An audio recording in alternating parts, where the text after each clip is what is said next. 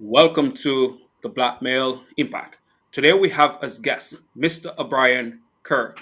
Mr. Kerr, welcome to the Black Male Impact. But before we get into the conversation today, for those who are here with us, I want to apologize first for the late start. It's technology, and sometimes we do have technical difficulties. So it's because of the technical difficulty. It's that reason why we're starting late today. So I apologize for not starting on time. However, as we get into this conversation today, it's about thinking beyond limits. And I want those who are here with us because I know that what will be shared here will be beneficial to you and maybe people you are connected to.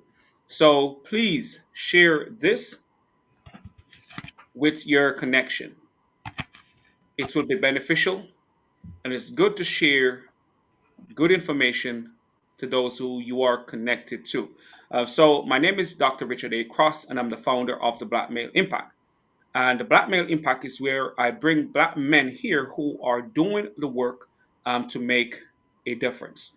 So, before we get any further, I will ask Mr. Brian Kerr to share more about himself. But I will say this: he's a youth speaker, an author, and resilient coach. He's also a business owner, and he has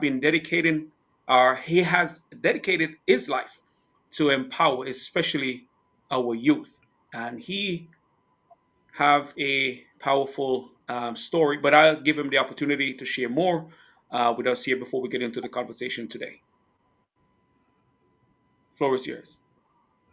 Okay, thank you for having me, Dr. Cross. It's been a pleasure to be here, and it's just amazing to be in the presence of you knowing the work you're doing. So let's start there. But as you said, my name is Obrian Kerr. I am an author, speaker, coach, and mentor. I I've been speaking to young people now for the past 9 years constantly, and I'm also the author of Resilience Out Loud and Hiring Your Boss. That's a little bit about me. Okay, I know we will get more into some of the work that you're doing with the conversation today. And just again, for those who are here with us, please go ahead and share this with your connection. I know you will get something beneficial from this conversation today. But my first question to you, Mr. Carr, is what limited belief were you taught growing up that you had to unlearn to become who you are today? Oh, that's a great question. So, growing up, I was taught directly and indirectly that my circumstances would dictate my ceiling, poverty, loss, the labels that was placed on me. It made me feel like I wasn't allowed to dream or I was allowed to dream in a certain limits or a certain boundaries. I had to unlearn that survival was the limit. It doesn't matter what it was, I just have to survive. Survival was the goal.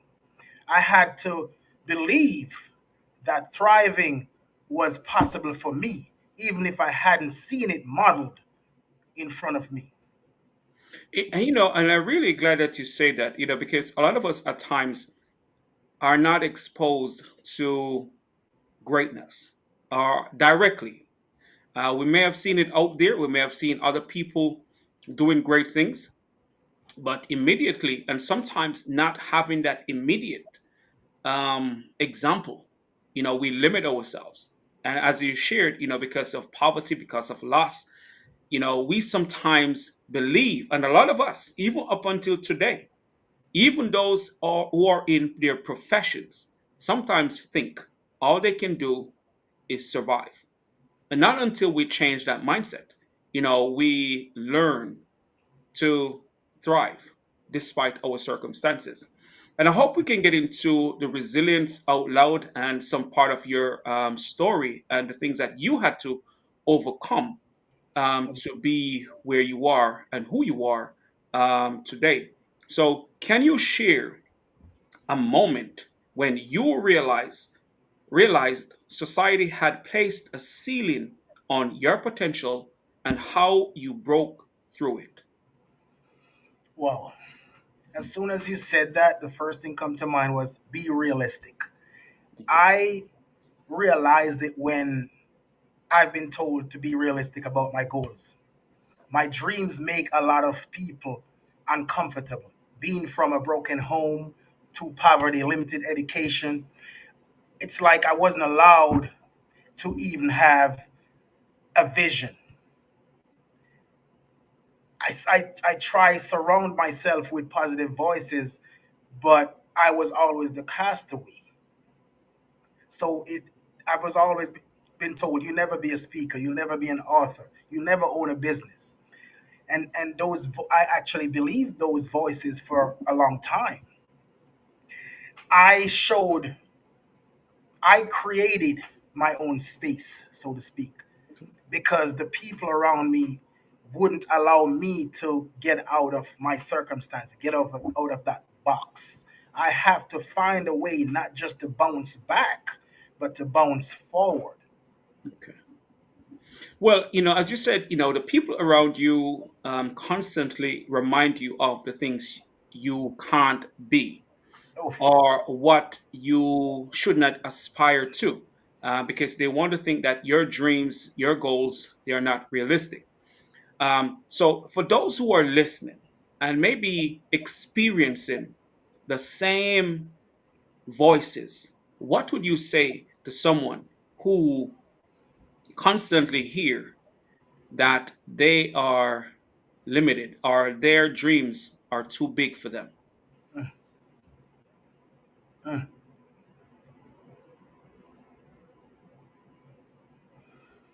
Oh my God.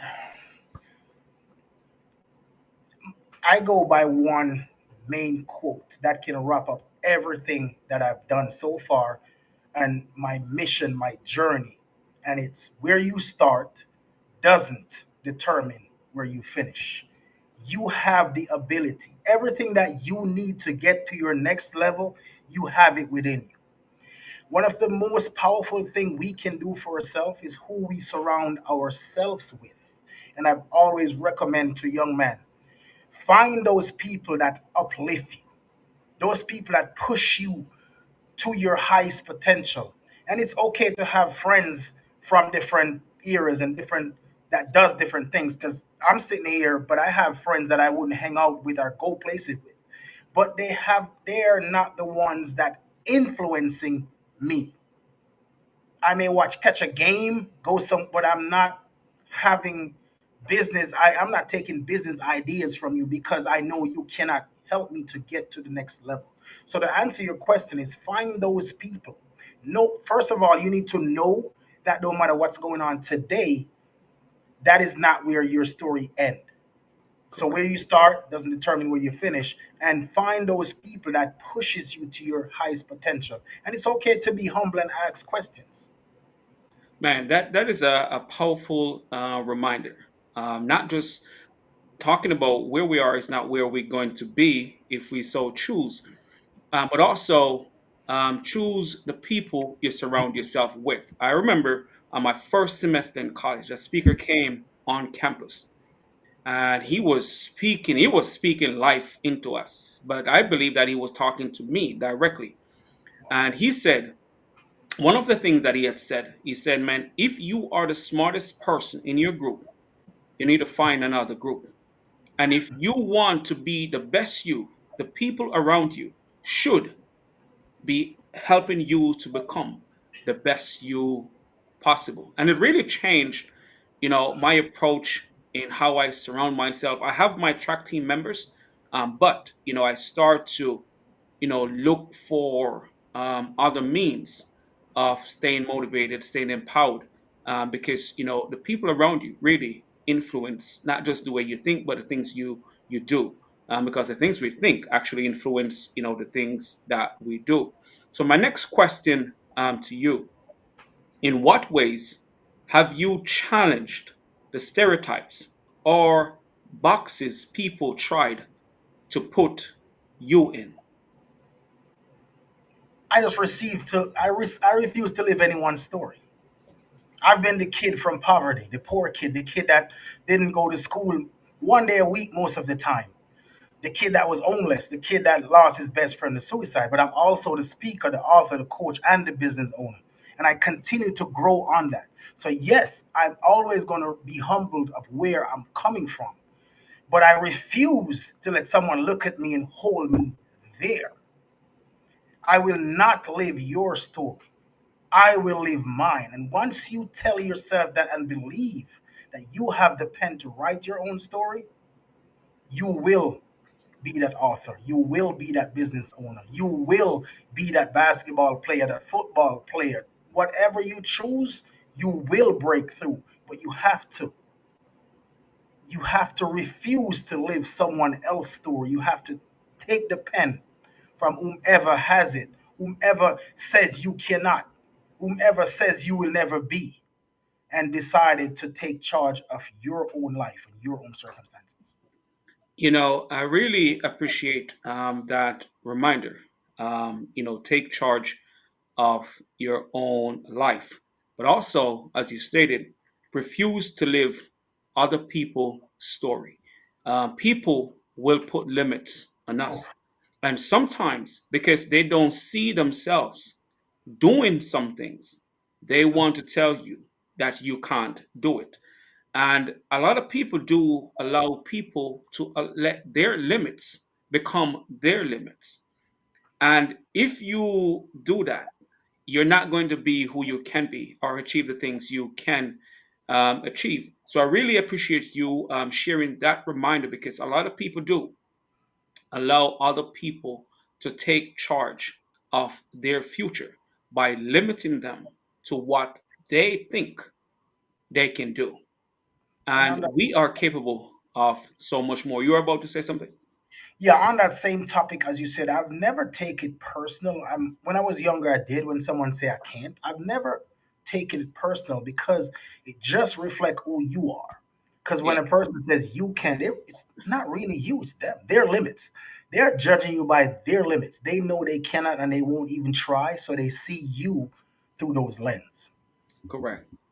Man, that's and if as people we allow those with limiting beliefs to dictate what we do and what we accomplish, we will never accomplish what we are capable of achieving.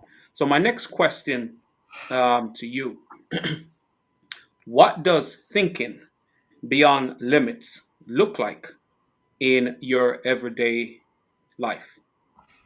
Wow, dream. I'm a dreamer, but it's daily discipline. It's a lot of discipline. I want to go out there and do just live my life without any boundaries like any human being. But no remembering my why and knowing why I'm doing what I'm doing and the focus of my legacy keep me disciplined. I've tried never to forget where I'm coming from, but I also focus on where I'm going. So for me, it's dreaming. I've always, and a day for me, it's always thinking, what is my next step forward? What is my next level? Where do I go next to be better at this or that? Or can I be a better father, a better husband, a better business owner, a better person, a better speaker? So I tend to look for the next level because we're never at the top. No matter how far we get, there's always, as you mentioned, if the person in your class is, if he's smarter, if you're the smartest one in your group, find another group. There's no growth when you around people, or even in your own mind. If you think you're there, there's no place to grow, and that's why criticism is not always a bad thing. If someone says you were a good speaker, but that but give you a space to grow. You're a good author, but that but give you a space to get better. So you need those critics, you need those buts. The minute you get to a place where you think, okay, I'm the best at this, You may as well go lie in your own casket because you're done. Correct, correct. And you may not challenge yourself, but you share a few reminders that I think are important when it comes to thinking beyond limits, and which I'll start with daily discipline. As you mentioned, that without discipline, we're not going to achieve what is possible or who we are capable of becoming, and because it doesn't matter how talented we are or how motivated we think we are, we still have to engage in the things that we choose or chooses to do each day to get better. And we should want to get better at whatever we choose to do. And I really like this that you stated that you live without boundaries. And if we are going to think beyond limits, we have to challenge ourselves. And that's what I believe living without boundaries. Don't think this is where I can be and what I can achieve.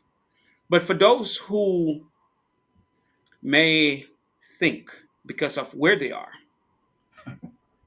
and they may have tried already, what would you encourage those people, being that you remind them about daily discipline, live without boundaries, and never forget where you're coming from, but how that person with the doubt, what would you say to that person?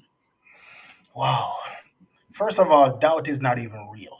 I've lived through doubt for a long time. Like, couldn't do this, couldn't do this. Really quick story. I was told I'd never be a speaker because of my accent. Yeah. Everything that we have make us unique.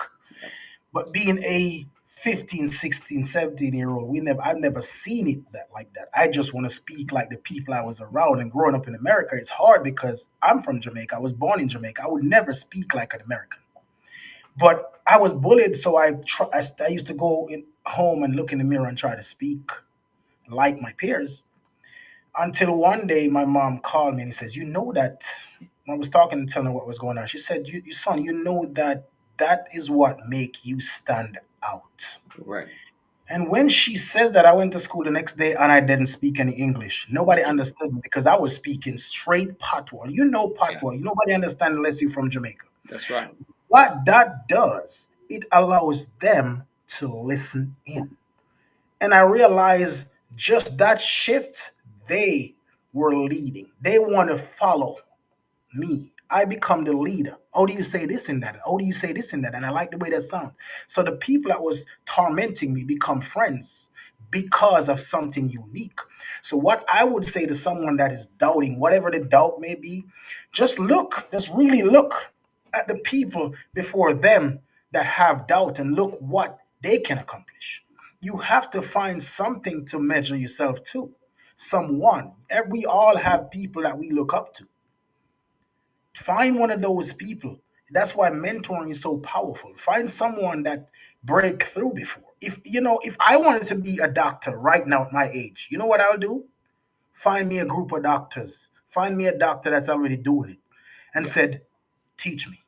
Because Right. he's done it. So a lot of times what we do is we trying to go at it or by ourselves. And because they do it already and fail, they're like, okay, no. Find someone that break through, that is in the position you're trying to be, and just be a sponge. Learn. So mentoring, it always go back to the people we surround ourselves with everything, every breakthrough, because no one does this on their own. It doesn't matter how good you are, no one does it on their own. So we have to think about it. I'm not the only one going through self doubt. Correct. Someone breakthrough. Let's find someone that breakthrough and figure out how they do it. That's the easiest way to break through, and that's for everything. Find someone that's do it before, ask questions, because Yeah. one question can change your entire life, can transform everything for you. Just one question to the right person. That's right, man. That is really profound and a great reminder. And just to share with listeners what you just said, I know they already heard it, but sometimes we have to hear it more than once. Even for myself, and I like to, repeat what I've heard or what I've read because it stays with me. But as you stated, and I kind of paraphrased what you said, but I'm just going to say, every thing we have made us or make us unique. So, as you shared your Jamaican accent, I'm from Jamaica as well. And I find that when I do speak in a classroom and I use the Jamaican dialect, it really gets the students really engaged. But as you stated, we should embrace that uniqueness. That which we are will be what give us the edge. And once we can embrace that uniqueness, even though it's different, it will help us to break through the doubt, because that becomes our strength, and what is our strength will help us to develop the confidence to show up as ourselves. So I really am glad that you share your story, and that your mom said, embrace your uniqueness, use it to your advantage, and then your friends starting to follow you around because now Yeah. they want to learn more about the Jamaican accent, or what a word mean or what a phrase mean. And that is important and a great reminder, because sometimes we are good at some things, but because it's different, Mm. we push it aside because we are trying to be like other people, and then we suppress the thing that is good about us. And also that you share, which I believe is very, very important, as you touch on mentoring. That is a field that I'm in.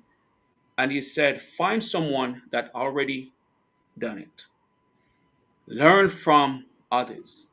And and I need to make a note of this, because sometimes as men we tend to have this ego, don't want to, don't want to learn or humble ourselves to learn from others. And being that we don't know everything, we all need to be learning, especially if we're in the space where we're empowering people or sharing with people. We have to be open minded to learn from others. And the best people to learn from are those who have already walked the journey. And that's a really powerful reminder for all of us, especially us as men, because sometimes we tend to think we know it all. We don't need to learn from others, and we can even learn from people that are much, much younger than us. And it's just to be open minded and what we want to learn. So my next question to you: how has your definition of success evolved as you have grown and shed external expectations? Mm. Man, that's a big, powerful question. I used to think success was proving people wrong. I used to be this, so now I'm this. So you said I couldn't, so now I'm this. Now, I don't, I'm not trying to prove anyone wrong. I'm just trying to prove myself right. Because for me, it's about rising to getting as high as I can in whatever I do. Be as credible, as good as I can in everything that I touch. Yeah, It have nothing to do with anyone else but me. And I know a lot of us live our life not knowing what our purpose is. Very unfortunate. But correct. some of us know. And I know what my purpose are. So I just focus on going out there, creating impact, transforming life. And that for me alone answers your question. That for me alone is the definition of success because I am living my purpose. It's Man, the only thing I would do every day in, day out, and get up any night, any time to do is to mentor a young man, to speak to a young man, to try to get him from point A to point B. And man, I'll do it without no charge, anytime.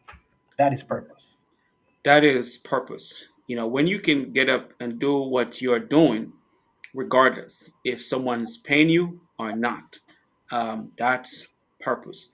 But you said something that I want to repeat. When it comes to what we do, or to whatever defy the expectations or the limitations, it's not about proving people wrong, but proving ourselves right. Because if I believe I can do something, it's me proving to myself that I can do it. And I think if we focus on proving ourselves right, I think it gives us that drive that, to push ourselves to go further and do the things that we want to do us. And I think that that's a great reminder for all of us, because sometimes we kind of focus on, proving people wrong and not proving ourselves right. And it's, about proving ourselves in the process of proving ourselves right. We will in turn prove the doubters, the haters, those who don't believe, wrong. But I glad how you put it, and that we should shift the focus from them and shift it to us, to prove ourselves right. So my next question to you: was there ever a time you felt pressured to shrink your dreams? What made you expand them again? If I'm being honest, that's an everyday thing for me. The the space that I'm in is filled with ego. Unfortunately, it's a lot of I'm the best at this and I'm the best at that. I'm the best speaker and I'm getting these gigs and you're not. And so it tends to make you look back.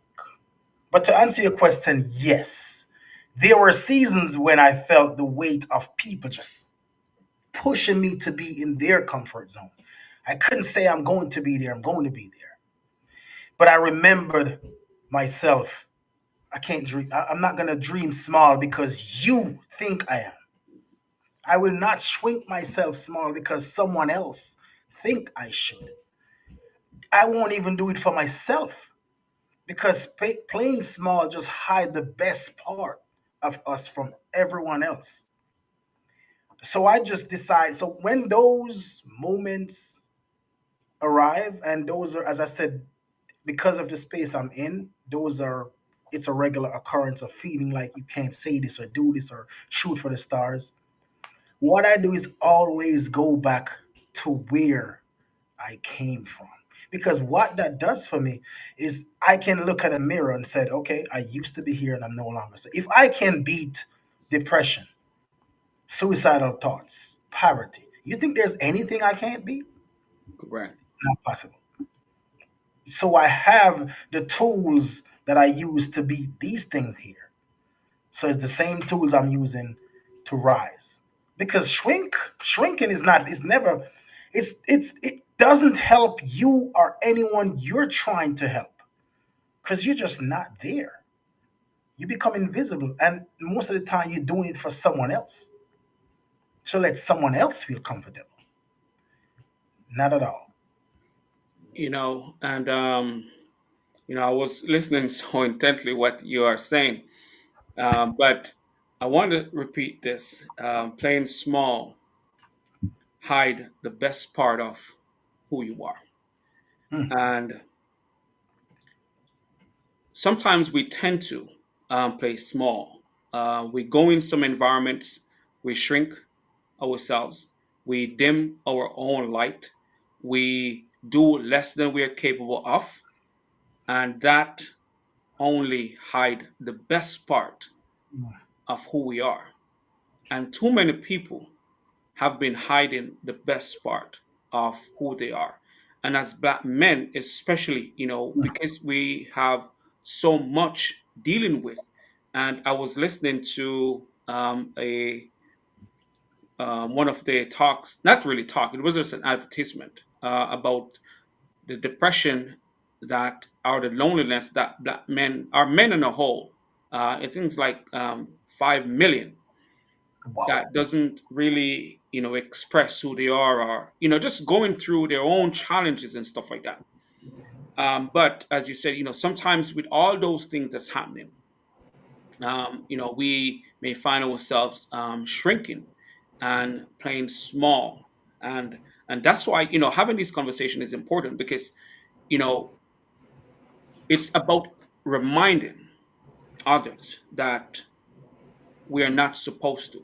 And even in talking, sometimes it really empowers us and remind us at the same time to not shrink, to show up boldly, to show up as our authentic self. Because when we do so, it's not only helping present, but future generation. But I really like that phrase that you make, and I may be using it sometime in the future. So don't kill me No, if you see it pop up somewhere. trust me, I got it from someone, I'm sure. That's right. That's right. Playing small hide the best part of who you are, and it's a great reminder because, man, too many of us play small just to fit in, and we can't be great. We can't be the best version of ourselves if we play small. If we shrink the best part of who we are. So Absolutely. next question I want to ask you is, how do you stay grounded in your identity while still pushing yourself to evolve? That is a great question. And it goes back for me. Personally, I never forget my why, my roots.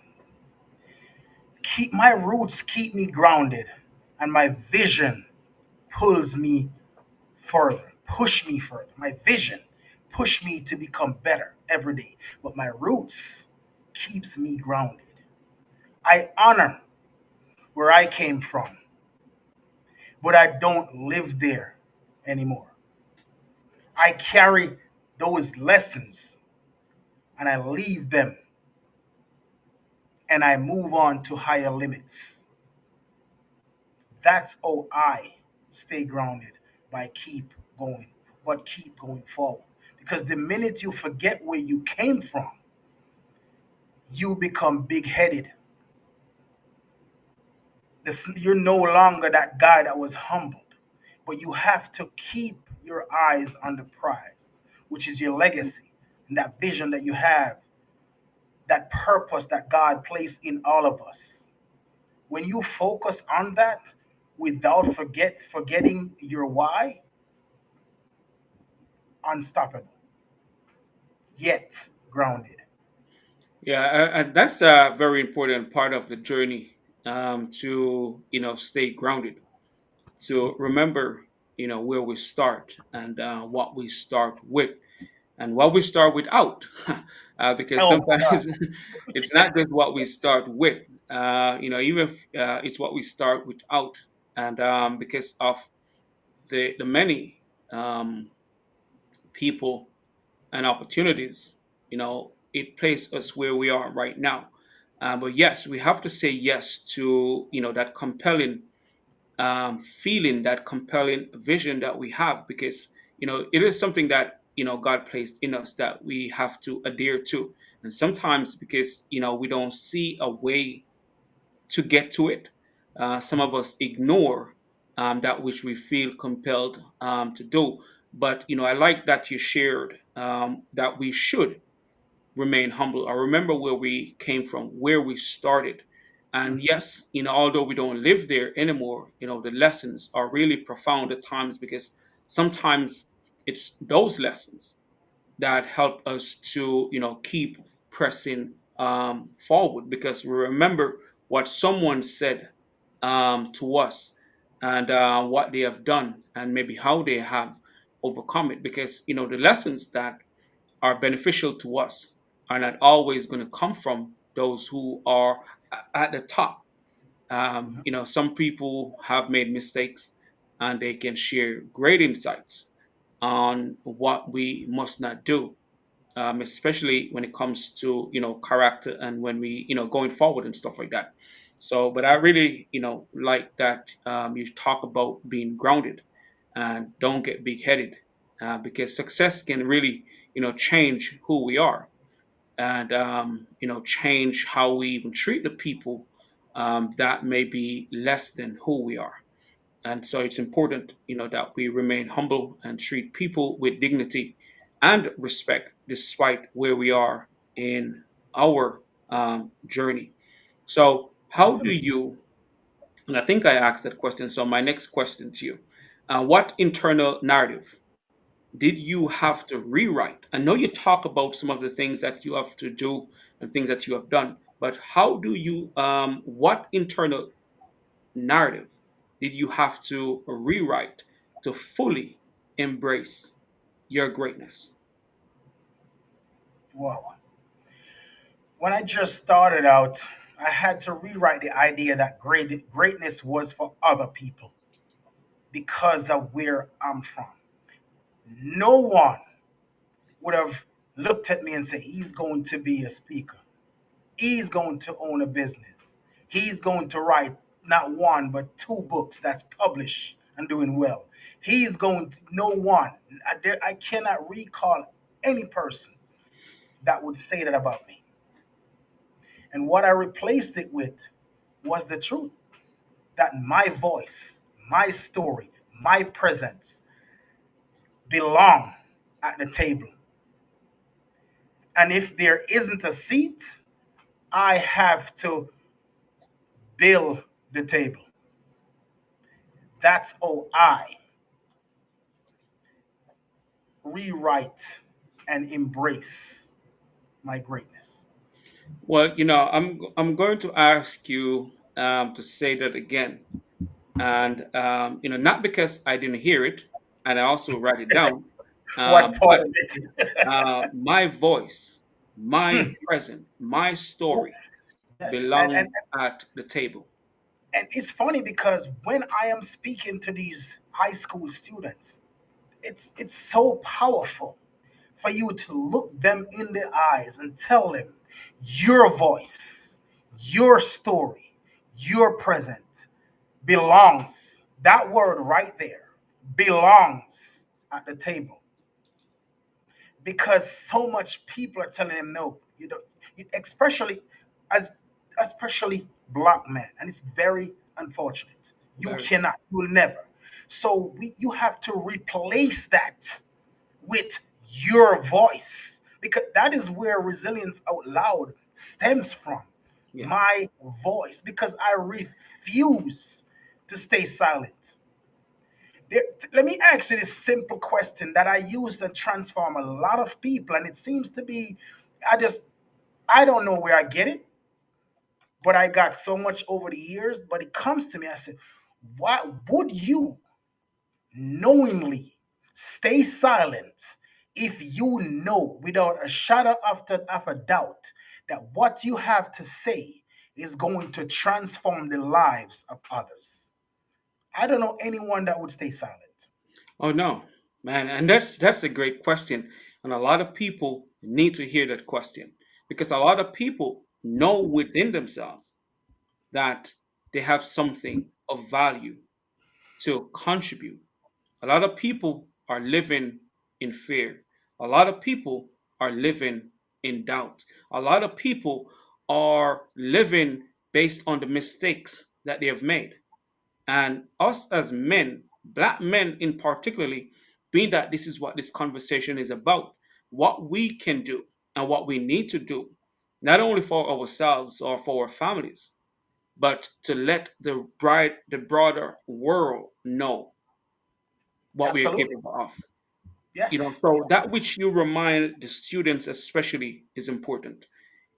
But the question is powerful, because a Yep. lot of people need that reminder, need to know that their voice, their story, what they have to offer is needed.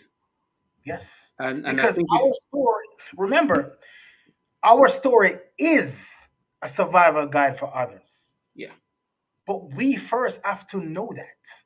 Someone is waiting for you to say something that can possibly transform their lives. One question changed my life forever. So I know the power of, of just having a conversation with the right people. So why would I stay silent? The company I run, it's because of that. It stems from sharing your story because someone needs to hear it. Someone is waiting on you to share your story so they can live out their purpose. And you are accountable for that. Knowing or unknowing, you are. So don't stay silent. Don't shrink yourself. Share and man, watch the world transform. oh yeah, man, that is a powerful reminder that we should not, and for the listeners who are here with us, you have something of value to share with the world. You may not change the entire world. It could be just for one person. It's important that you share what you feel will make a difference, because your difference is important, even if it's just for one person. Man, that's a powerful question, and that's a powerful question. I may have to replay to make sure I get a question. Not just to, because I do talk to people a lot, and so it's a great reminder. It's a great question. So the next question that I have to ask is, who or what helped you realize that you are more than what society tells you? I know you talk about your mom, remind you whilst you were in high school, I think, to embrace who you are. But is there anyone else, that have helped you? My goodness. So it goes back to mom. I'm gonna start with her again first. Her words. She was a queen of affirmations to begin with. So she used pray over us, speak over us. It's always positive. There's nothing that she wouldn't turn positive. But apart from her, there were so many other people that I could credit. Even those that think they were hurting me helped me. And I think that's powerful because a lot of times our critics are the ones that help us rise, but we never give them credit because when they were criticizing us, we never see it as something to build us. And I Right. think I use everyone that says I couldn't, I can't, I will never as a reason for me to not prove again, goes back to not proving to them, but to myself that your words won't live, won't take seed, won't take root in my life. So yeah, there were many. My mom planted the seeds, but there are many mentors and critics that just one liner, one quote here and there. But my faith plays a big part because, as I said, I lost one of my best friends to suicide, and after he take his own life, unfortunately, I wanted to go too. Wow. Not just because he did it, but because of why. He was dealing with the exact same things that I was struggling with. And it was why didn't I speak to him? Why did he know? Like we're friends, we're close, but none of us know that we were dealing with these things. And I start to feel like if I'd share my story, maybe he wouldn't feel so alone. Again, resilience out loud. So you see the connection with everything. I felt like but at that time, I didn't, as a teenage boy, you're just trying to survive. You're just trying to get through the next day. You're not worried about another person, unfortunately, at that time. But when he passed, it changed everything. Wow. After the suicidal thoughts subsided, I'm like, I have to stand and tell myself, don't kill myself. I don't know if anyone ever had that experience of looking themselves and telling themselves, don't kill yourself. Because myself is telling me to kill myself. And if it Wow. wasn't for my mother's affirmations, I would have. I have to tell myself, no, I'm not doing it. That is ridiculous. I'm talking back to myself about saving myself from myself. Wow. So yeah, that it is it's powerful. But yes, I have a lot of mentors. A lot. Most of my mentors were critics, if I put it that way, and I live on that. But I refuse to ask for permission. All I need is courage, and once I have that, the sky's the limit. Yeah, and just the story about your friend committing suicide. That can be hard, especially whilst you were a teen, and then you then start to have thoughts of hurting yourself, which can be difficult. And but as you said, you go back to the affirmations that your mom, and it really shift everything that you do today. And sometimes those hard, those type of experiences, you know even though in the moments when they're hard, it really give us something purposeful to do. because Yeah. if as you stated, that if you had shared your story, your struggles, your challenges, he would not feel as if he's alone. And as men, that's one thing that we find hard to do, to talk about the challenges that we're experiencing.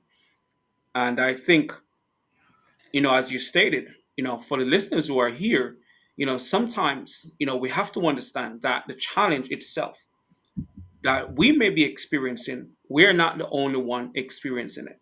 And sometimes, talking about it not only help you, but also help the person that's listening, because they now realize that, man, I can push through, and now I can have someone that I can have as encouragement, and not only encouragement but accountability, to help to go through challenges. And although we are thinking beyond limits, and that's one thing that, as men, we have to get past, the feeling of what people going to say when we're going Mm. through the challenges, just to open to someone to talk about the challenges. And I know the guest yesterday remind us that we're still in suicide month. So, and man, I can tell you, the first time I realized, when I just started teaching, I was teaching social problems. And that was the first time back in 2013, I realized that men commit more suicides than women. Yeah. I didn't know that. Yeah. So that was when I become aware of how, as men, although I was still not, in the same mindset where, men don't ask for help, men don't talk about the challenges and stuff like that. But as you shared it, and remind us that if you had shared your struggles, it could have. And so for those who are here with us, share what you are going through, because even your challenge, Mm. being that you are resilient through the challenge, you can help someone to be resilient as well. We need our brothers to be here, to do their part to fulfill their purpose. So even the challenge that we go through can help someone to go through theirs much better. So, what is one decision you made that shift your mindset and trajectory? Wow. So many. But I'm going to go back to the most powerful thing I ever done: share my story. That was the simple and single thing that I do that changed everything for me. First, I have a chance. When I share my story, the burden was off. Okay. I'd no longer have to hide behind going to school on Wednesdays only because I have three brothers and that even my sister was wearing the same shoes.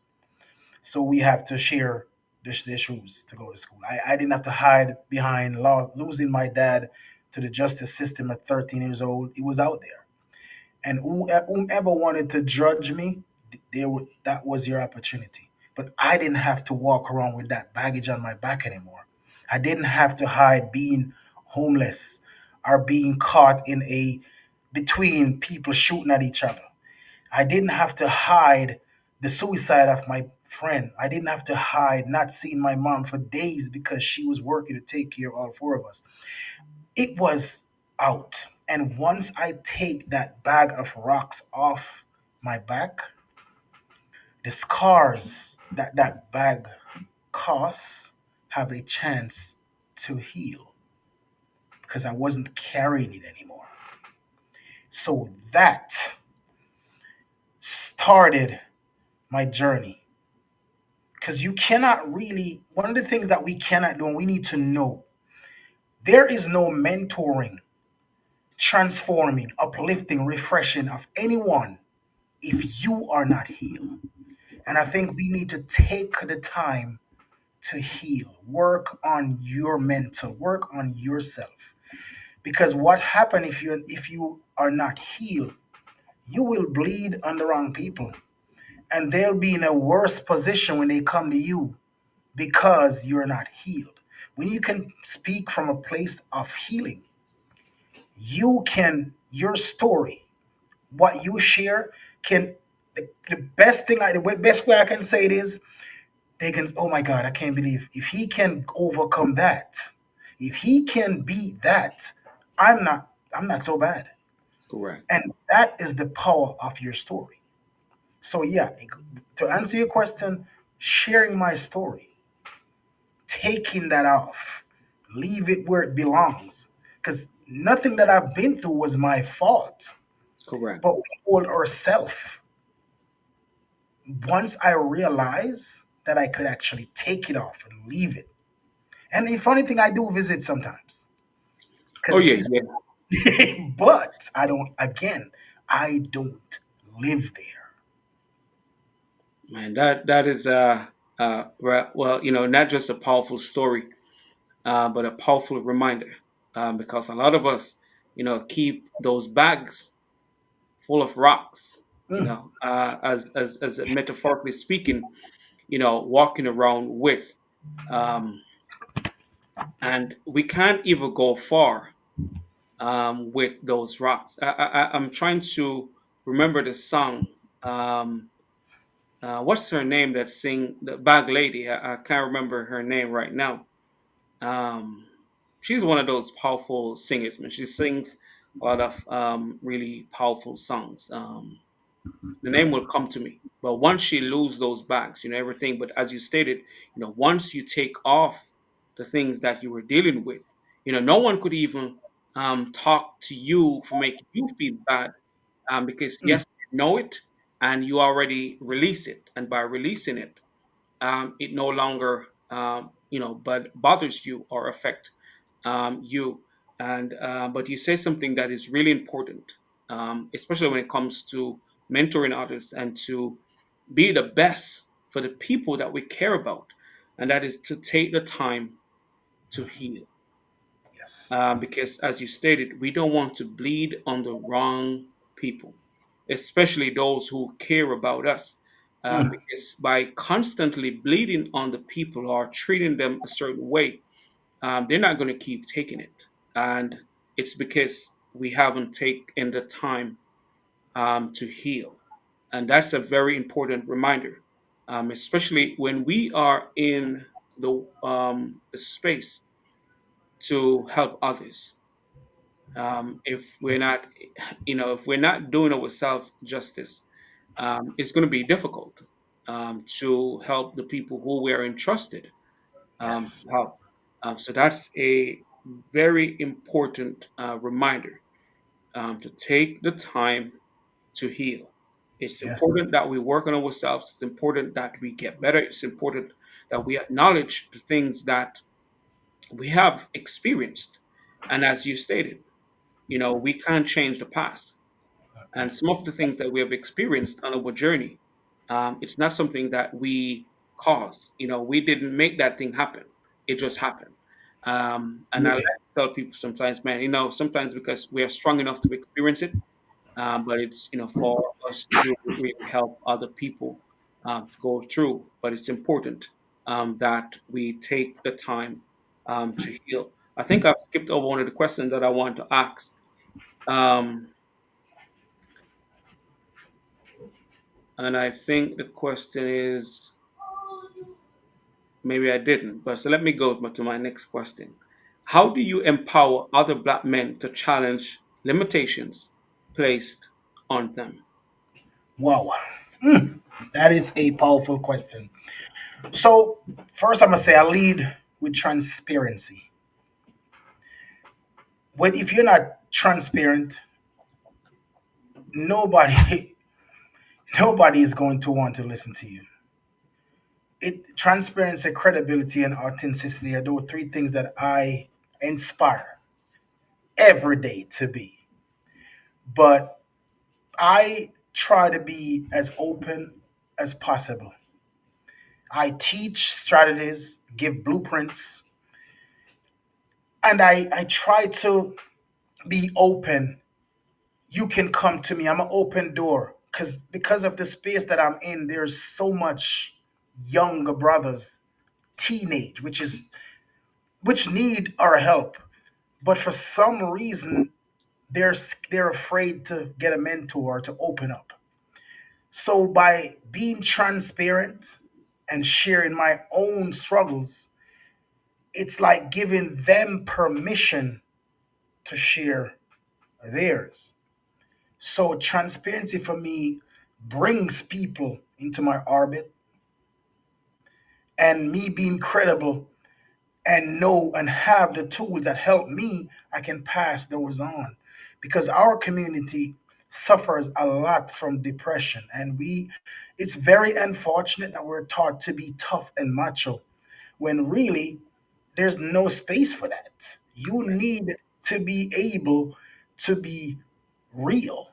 And real men do cry. Real men ask for help. But unfortunately, that is not what most of us was taught. So to answer your question, I lead with transparency, and I'm open to share my story with anyone that's willing to listen. So they too know that if I can bounce not only back but forward, so can they. And I am open to share any tools, blueprints, or anything that I developed that help me to bounce forward with them. And 90% of the time, there's no charge. I mentor all summer for free. Wow. So all you have to do is show up. You can text me, call me. I'm there. I'm always open to help because those that's our. A matter of fact, the people I serve, that's our future. Correct. So Man, and for the free service that you provide for the students, I know you will be compensated greatly in the near future. But it's important, knowing what we know and what we have been through and what we have learned. Um, Sharing that knowledge, that wisdom, is important, and sometimes that's where it starts. By providing it for those who are not even able to pay for it in the moment. But as they said, you're planting the seeds. So once you plant the seeds, you will definitely have an harvest. And some harvest takes a little bit longer. But when you're doing good work, you can't keep it to yourself. So it doesn't matter how the work get out there.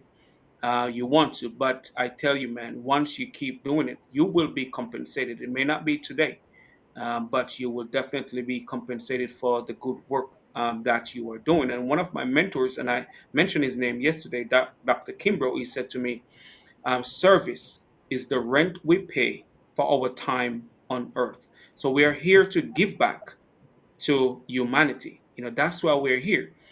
We ain't going to take none of this with us. It doesn't matter what we got. absolutely. And let me say this real quick.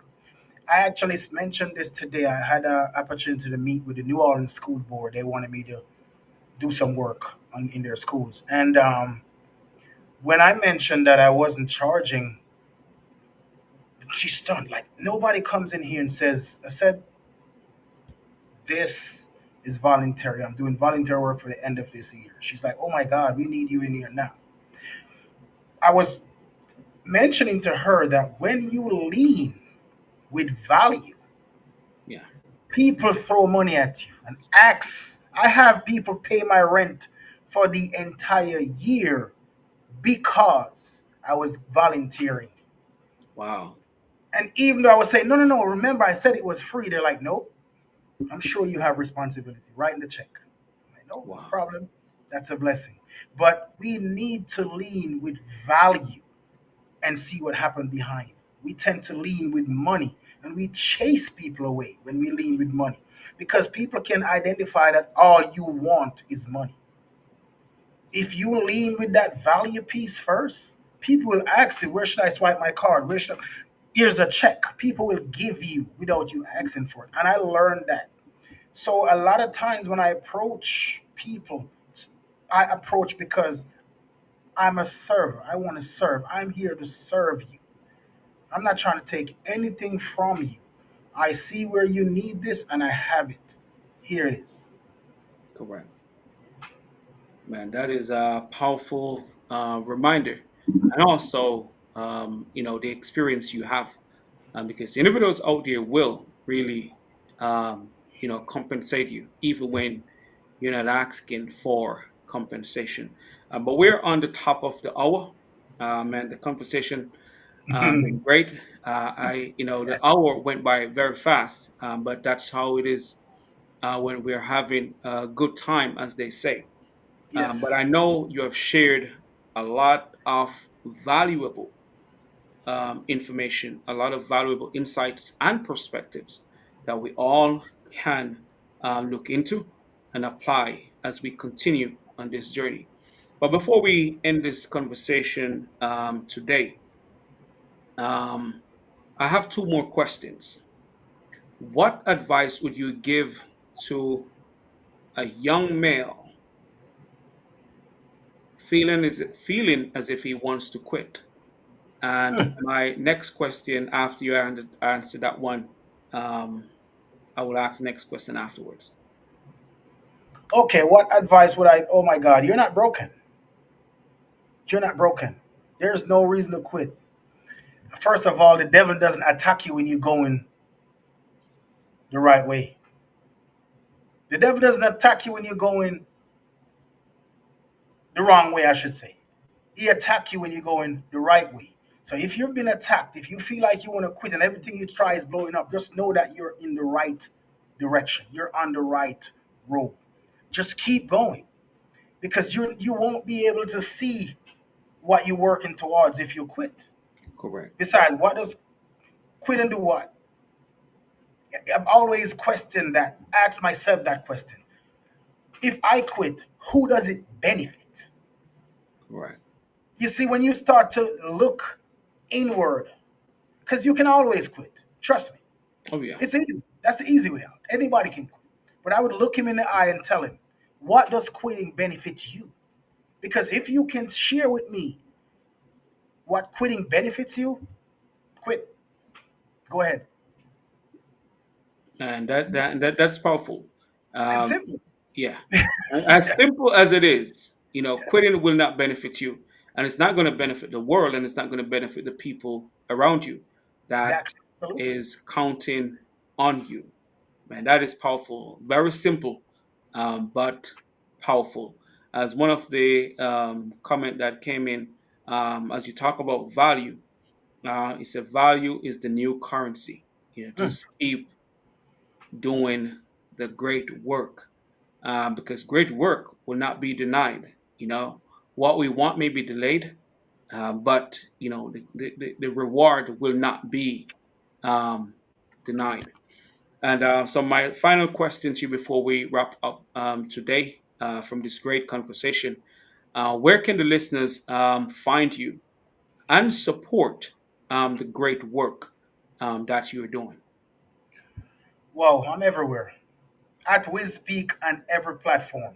At WizSpeak on all platform.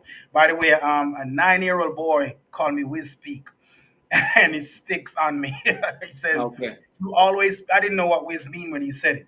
He said, "Oh, Wiz is wisdom." He said, "You always speak in wisdom." And my Wow. daddy said I should listen to people that speaks wisdom. So your name is WizSpeak, and they start to shout, "WizSpeak, WizSpeak." But Wow. on all platform, and WizSpeak, and I'm also on. I have my website is Resilience Out Loud, so you can find me there as well. But those are my outlets. Okay. All You right, can follow man. me on WizSpeak. Yeah. Okay, I'll definitely put it somewhere in the description, so they can reach out to you, man. And just the work that you're doing is important. Our youth is important. They are the future. So, man, I want to just say, continue to do the great work that you're doing. And for those who are here with us, again, this is the end of today's conversation. This is the Blackmail Impact, where positive changes are inspired. Thank you for being here with us. Good night.